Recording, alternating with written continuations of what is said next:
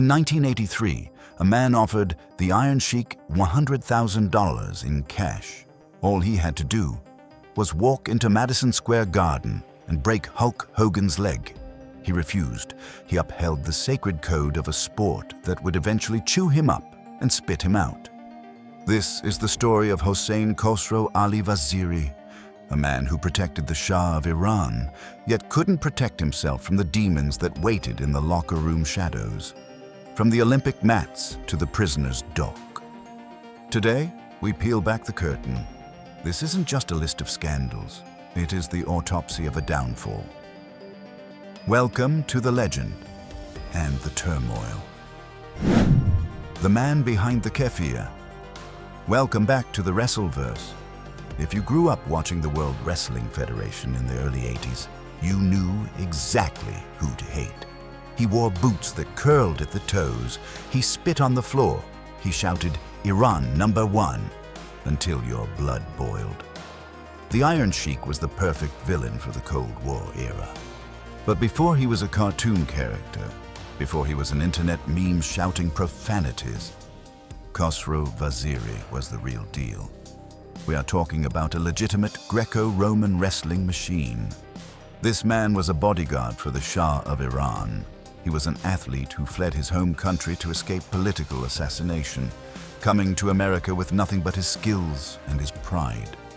For decades, he walked a razor's edge. On one side, he was a shooter, a man who could genuinely stretch anyone in that locker room. On the other side, he was a man slowly drowning in a lifestyle of excess, partying, and illicit substances that became the coping mechanism for a brutal life on the road. Today, we are counting down the top 12 most infamous controversies of the Iron Sheik. We are going to explore the fights, the arrests, the tragedies, and the madness. We are going to see how a man of honor lost his way and how he found a strange kind of redemption in the end. Grab your Persian clubs and get ready. This is going to be a bumpy ride. Number 12, the architecture of animosity, Sheik versus warrior. We kick off our countdown at number 12 with a clash of cultures that defines the difference between the old school and the new generation. It's no secret that the Iron Sheik had, let's call them, strong opinions about his fellow wrestlers. But there was one man who triggered a rage in Sheik unlike any other. The man from Little Warrior Parts Unknown. The Ultimate Warrior. This wasn't just professional jealousy. This was personal. The animosity stems from a specific incident at a fan convention in New Jersey. In the wrestling business, there is a code. When you see one of the boys, you shake their hand. It's a sign of respect, a sign of brotherhood. The Sheik, seeing Warrior, extended his hand, a gesture of peace from a veteran to a main eventer. What did the Warrior do? He looked at the Sheik, he looked at the hand, and he refused. According to witnesses, Warrior told him coldly, "I'm not shaking a hypocrite's hand. You went around telling people I was on drugs. Get out of my face."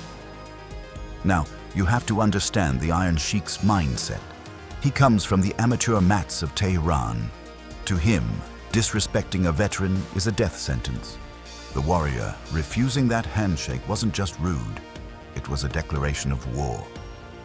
This sparked years of vitriol. Sheik unleashed a barrage of insults that became legendary on the internet. He attacked Warrior's wrestling ability, calling him stiff and clumsy. He attacked his physique, claiming those muscles were all show and no go. He famously coined the insult "raisin balls," questioning Warrior's, let's say, manhood, due to alleged steroid use. But beneath the insults and the memes, this feud represented something deeper. Sheik was the last guard of the shooters, guys who could really fight. Warrior was the face of the bodybuilders, guys who looked like superheroes but, in Sheik's eyes, didn't respect the tradition.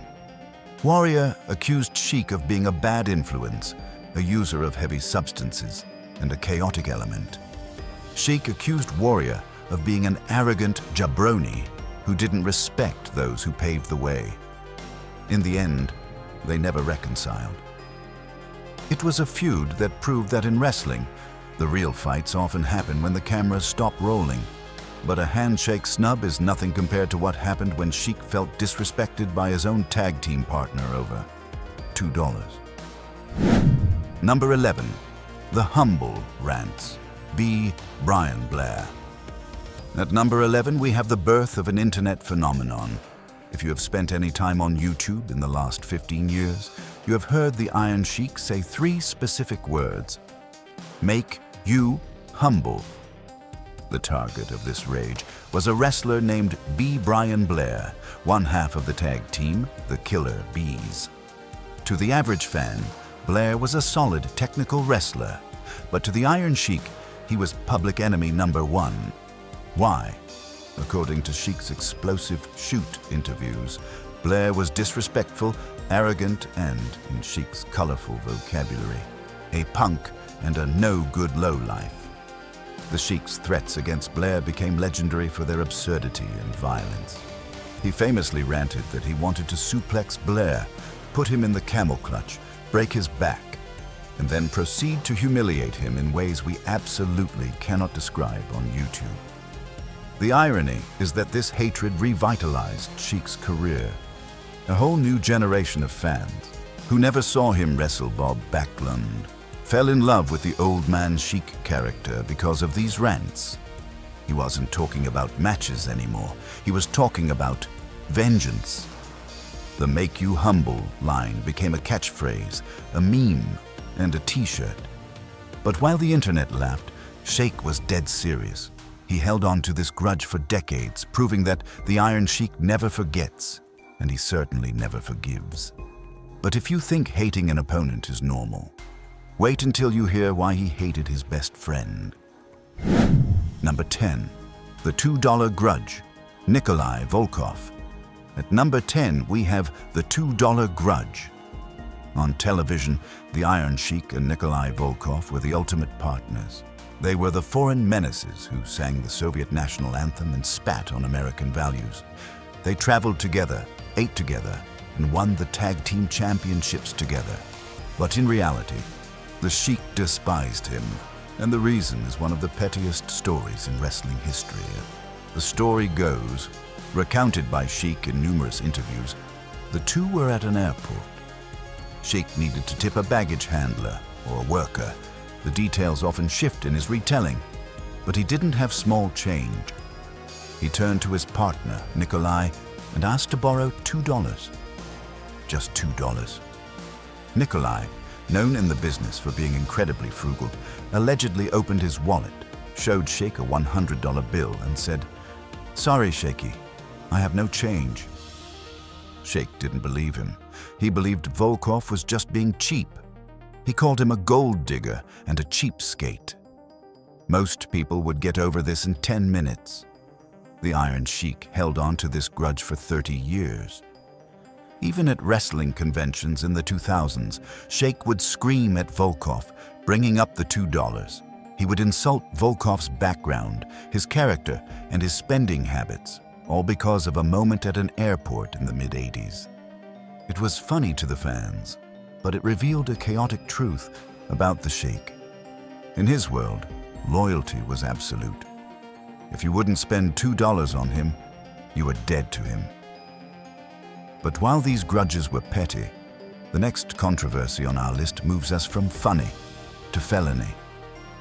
We are about to cross the border, and things are about to get illicit. Number 9.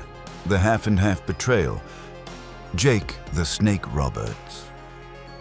At number 9, we leave the petty arguments over $2 behind and enter the world of high-stakes risk and even higher feelings of betrayal. This is the story of the Iron Sheik, Jake the Snake Roberts, and a border crossing gone wrong. In the wild days of the 1980s, the rock and roll lifestyle was in full swing. According to Sheik's own account, he and Jake Roberts were traveling together to a show in Canada, specifically mentioning Edmonton and Winnipeg. But they weren't traveling light. They were carrying, let's call them party favors. unmentionable powders that would land you in serious federal trouble if discovered. The Sheik claims he was the one who took the risk. He hid the contraband on his person, sweating bullets as they spoke to the border officers. He put his freedom on the line to get their supply across the line. They made it through. But once they got to the hotel room, the celebration turned into a war. In the Sheik's mind, if you take the risk, you share the reward. He expected a half-and-half split of the goods, but according to Sheik, Jake Roberts stiffed him. He gave Sheik a tiny fraction of what they had smuggled, keeping the lion's share for himself. To the Iron Sheik, this was theft. It wasn't about the substance itself. It was about the principle. He had risked deportation and prison, and the Snake had lived up to his nickname. Sheik famously mentioned that even fellow wrestler King Haku, known as one of the toughest men in the business, warned him later, "Sheik, don't ever do that again for that piece of garbage." It was a lesson learned the hard way. In the golden age, you couldn't even trust your travel partner. Number 8. The Twitter ghostwriter controversy. We jumped from the gritty 1980s to the digital age for number 8. For the last decade of his life, the Iron Sheik wasn't just a Hall of Famer. He was the king of Twitter. His account was a flamethrower of all caps rage, targeting everyone from Hulk Hogan to modern pop stars like Justin Bieber and Miley Cyrus. Fans loved it. It was hilarious to imagine this elderly Iranian wrestler sitting on an iPad yelling about the Grammys. But this brings us to the controversy. Was it really him? The reality, detailed in articles by The Ringer and other outlets, was more complex.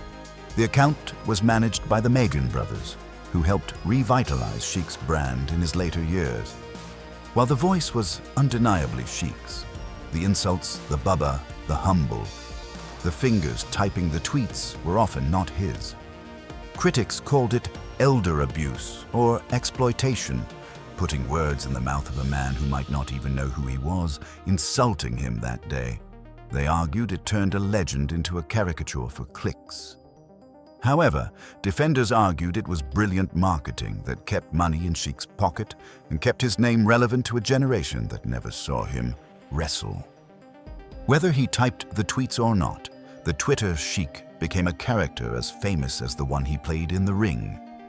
But it blurred the line between the man and the meme, leaving us to wonder, where did the character end and the real Khosrow Vaziri begin? Number 7. Bribery on the highway with Roddy Piper. At number 7, we have a story that sounds like a movie script, but according to the Iron Sheik, it was just another Tuesday in the Territory days. Long before his arrest in New Jersey, Sheik was traveling the roads with another legend, Rowdy Roddy Piper. In a candid interview, Sheik detailed a night when they were driving from Columbia to Charlotte. As usual, the car was fully stocked with what Sheik described as the A to the Z. Uppers, downers, and everything in between. They were, in his words, fully loaded. Halfway through the trip, the flashing lights appeared in the rearview mirror. They were pulled over. The officer approached the window. In 99% of cases, this ends in handcuffs and headlines. But the Iron Sheik had a different approach. When the officer asked what they had, Sheik didn't panic. He claims the officer made an offer that you just don't see anymore. The officer allegedly told Sheik, "Give me $500. Sheik paid the cash right there on the side of the road. The officer took the money and let them go, contraband and all. Piper was relieved. Sheik was a hero for the night, and they continued their drive to Charlotte. It's a story that highlights the lawlessness of the road in the 1980s wrestling business. Money talked, and the Iron Sheik always knew the language. Number 6. The Howard Stern era. At number 6, we enter the era that introduced the Iron Sheik to millions of non-wrestling fans, the Howard Stern years. After his wrestling career faded, Sheik found a new home on the radio. he became a regular member of the Whack Pack, a collection of eccentric personalities that Stern would interview for comedic effect. On the show, Sheik was unleashed. There were no scripts, no censors, and no filters. He would rant about Hulk Hogan, rant about his own family, and tell wild, unverifiable stories about his sexual escapades. For the listeners, it was comedy gold. Hearing a former WWE champion scream incoherently at a comedian dressed as a beetle was surreal. But for those who knew the man, it was complicated. Critics argued that the show was exploiting a man who was clearly struggling with addiction and mental health issues. They weren't laughing with him, they were laughing at his decline. The show amplified his erratic behavior, encouraging him to be the crazy foreigner for ratings. Yet, Sheik loved the spotlight. It gave him relevance, it gave him a paycheck, and it cemented his legacy as a pop culture icon, even if the cost was his dignity. But while the radio antics were questionable, our next entry is downright bizarre. At number 5, we have a courtroom moment so strange, it feels like a hallucination. Number 5, the character reference video, 1985. At number 5, we have a moment that is so bizarre, many fans didn't believe it existed until it surfaced online years later. This is the story of the character reference video.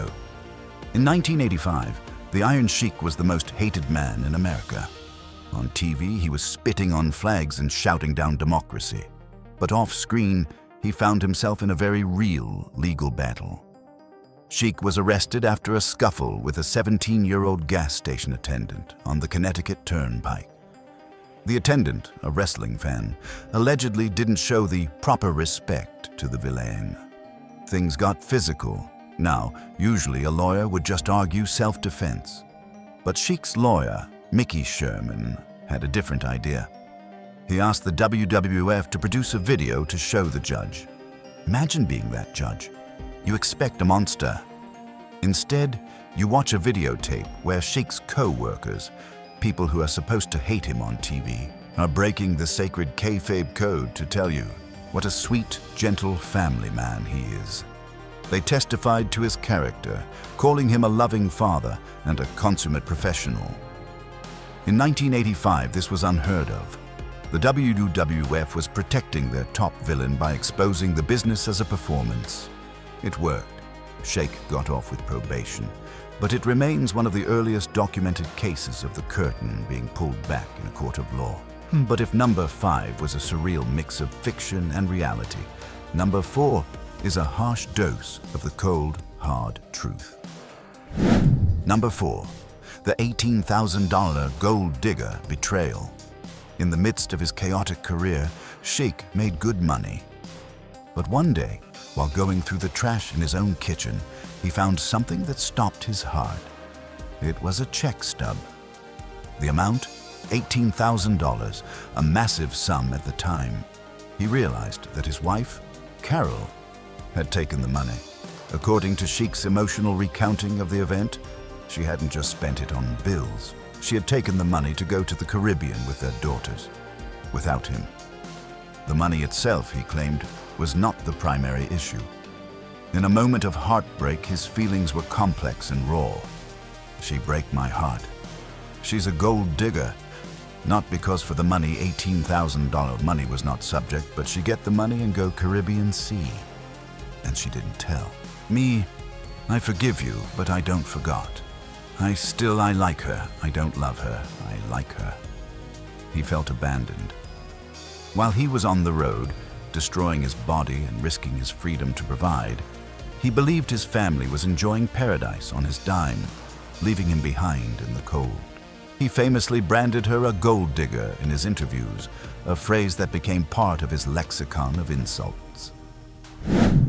Number 3, the $100,000 offer, Vern Gagne and the code. At number 3, we return to the hook of our video, the night that could have changed history. To understand this moment, you have to understand the war. In 1983, Vince McMahon was expanding the WWF nationally, destroying the old territory system. His biggest rival was Vern Gagne, the owner of the AWA in Minnesota. Verne was losing his top star, Hulk Hogan, to Vince, and he was furious. The Iron Sheik was the WWF champion. He was scheduled to drop the belt to Hulk Hogan at Madison Square Garden, launching Hulkamania. But before the match, Verne again made a phone call to his old trainee, the Iron Sheik. According to Sheik's repeated testimony, Verne offered him $100,000 in cash. The job: break his leg. He wanted Sheik to use his legitimate wrestling skills to cripple Hulk Hogan in the ring, take the WWF title back to Minnesota, and kill Vince McMahon's expansion before it started. Think about the temptation. $100,000 in 1983 is a fortune, and Sheik could have done it. He was a shooter, Hogan was an entertainer, but Khosrow Vaziri had a code. He respected the business. He respected the man who gave him the opportunity, Vince McMahon Sr. He went to the ring. He protected Hogan. He took the leg drop. He lost the belt. By refusing the money, the Iron Sheik allowed Hulkamania to be born. He sacrificed his own dominance to launch the biggest boom period in wrestling history. In a strange twist of fate, the biggest villain saved the hero. Number 2. The death of Kayfabe, the 1987 arrest. At number 2, we have the incident that arguably killed the Golden Age mystique forever. In May 1987, the Iron Sheik and hacksaw Jim Duggan were bitter enemies on television. They were fighting a war of ideologies, Iran versus USA. Fans believed they wanted to kill each other. But on the Garden State Parkway in New Jersey, the reality was very different. They were in a car together, drinking, and according to police reports, there was a significant amount of illicit substances in the vehicle. When the state trooper pulled them over, he didn't just find contraband. He found the American hero sitting next to the Iranian villain. The arrest made national news. It wasn't just a drug scandal, it was a kayfabe scandal. Children cried. Fans were confused. Why was Hacksaw hanging out with the enemy? The fallout was nuclear. Vince McMahon fired them both. The Iron Sheik, who was a top-tier main eventer, was suddenly unemployed and disgraced. This arrest marked the beginning of his long slide into obscurity and deeper addiction. It shattered the illusion of professional wrestling for millions of people. It was the end of an era. The monster was gone, replaced by a cautionary tale. Number 1. The unspeakable grief, Marissa and the razor blade. And now, we arrive at number 1. We have talked about memes, we have talked about petty grudges, we have talked about arrests and drugs. But what happened in May 2003 is not a controversy. It is a tragedy that would break any human being. The Iron Sheik's eldest daughter, Marissa, was the light of his life. But like her father, she struggled with personal demons. She became involved with a man named Charles Reynolds. It was a volatile, dangerous relationship. On a quiet Sunday, Reynolds strangled Marissa to death in an apartment they shared. She was only 27 years old. When the news broke, the Iron Sheik character disappeared. Khosrow Vaziri was just a father whose world had ended. But the story doesn't end with the funeral. It ends in a courtroom in Clayton County, Georgia. During the trial, Khosrow Vaziri sat in the pews, watching the man who killed his daughter. He was quiet. He was calm. Too calm. What nobody knew, not the judge, not the lawyers, not even his own family, was that Khosrow had a plan. He had hidden a small, razor-sharp blade in his mouth. He had practiced concealing it, just like he had learned in his days as a bodyguard for the Shah. His plan was simple and terrifying.